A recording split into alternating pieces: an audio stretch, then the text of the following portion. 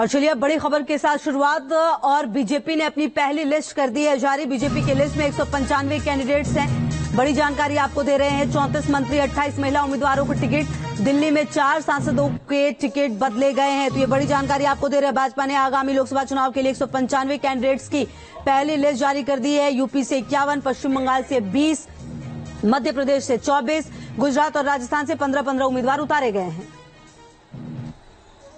वाराणसी से माननीय प्रधानमंत्री जी नरेंद्र मोदी जी,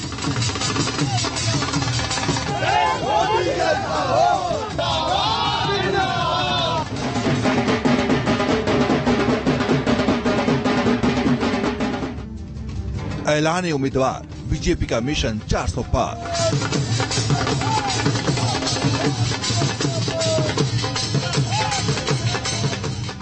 आखिरकार कई दिनों के इंतजार के बाद बीजेपी ने लोकसभा चुनाव के लिए अपने 195 उम्मीदवारों के नाम की घोषणा कर दी।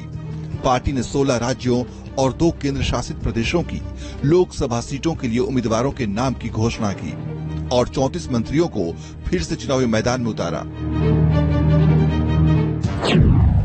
इसके साथ ही प्रधानमंत्री नरेंद्र मोदी एक बार फिर से वाराणसी से चुनाव लड़ेंगे, जबकि पार्टी ने 47 युवाओं और 28 महिला उम्मीदवारों को पहली सूची में जगह दी है।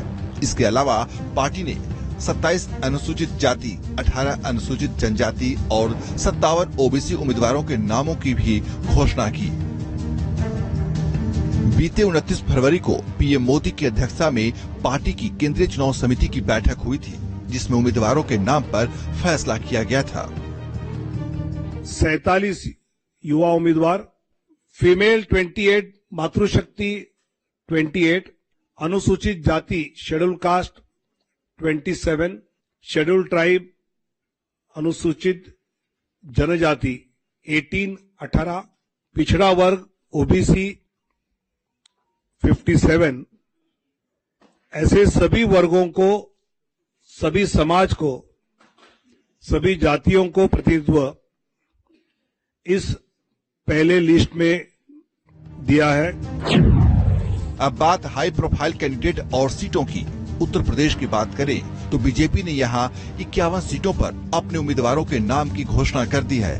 वाराणसी से प्रधानमंत्री नरेंद्र मोदी चुनाव लड़ेंगे। लखनऊ से राजनाथ सिंह चुनावी समर में होंगे।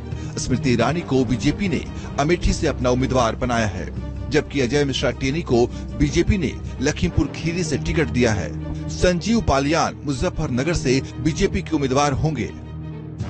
वाराणसी से माननीय प्रधानमंत्री जी नरेंद्र मोदी जी, लखनऊ माननीय राजनाथ सिंह जी, अमेठी श्रीमती स्मृति ईरानी।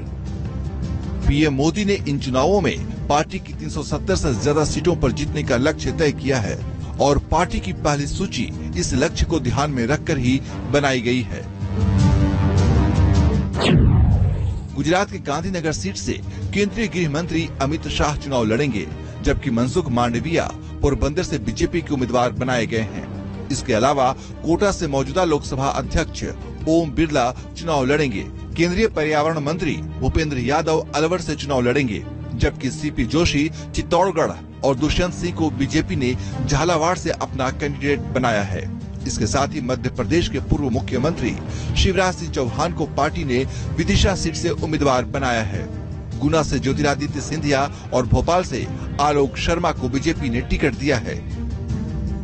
गांधीनगर माननीय अमित शाह जी, कोटा श्री ओम बिरला, विदिशा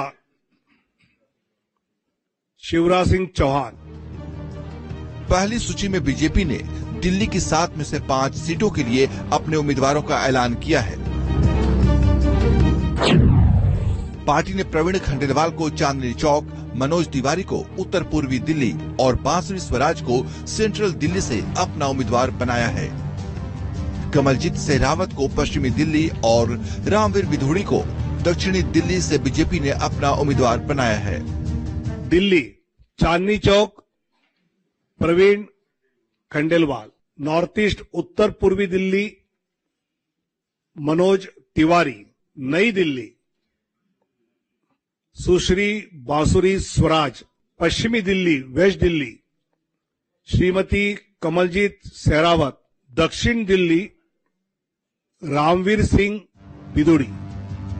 बीजेपी ने यूपी की 51 सीटों के लिए अपने उम्मीदवारों का ऐलान किया है।